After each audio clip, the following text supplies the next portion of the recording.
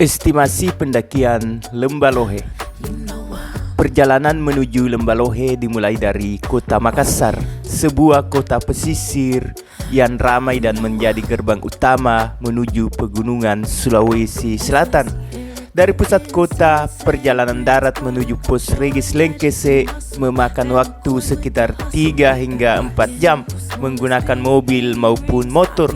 Sepanjang perjalanan, suasana perlahan berubah. Gedung-gedung kota berganti menjadi hamparan sawah, perkampungan kecil hingga udara pegunungan yang semakin sejuk saat memasuki wilayah Kabupaten Goa.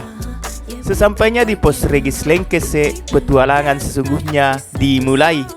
Jalur pendakian menuju Danau Tandralili dapat ditempuh sekitar 3 jam dengan ritme santai. Trek didominasi jalan tanah dan beberapa tanjakan ringan yang menyuguhkan suasana hutan yang tenang dan alami. Suara aliran air, kicauan burung, dan kabut tipis di antara pepohonan menjadi teman sepanjang perjalanan.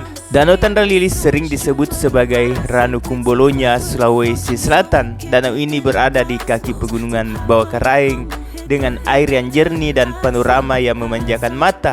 Banyak pendaki memilih beristirahat sejenak, bahkan ada yang camp di sini 1 malam sebelum melanjutkan perjalanan ke Lembah Lohe. Perjalanan kemudian dilanjutkan menuju Lembah Lohe. Dari Danau Tandralili, waktu tempuh sekitar 2-3 jam hiking santai. Jalurnya menyusuri lembah hijau serta aliran sungai kecil yang membuat perjalanan terasa begitu menenangkan. Semakin mendekati Lembah Lohe, panorama alam semakin terlihat indah. Hamparan lembah yang luas dikelilingi pegunungan dan langit terbuka menghadirkan suasana damai yang sulit ditemukan di perkotaan.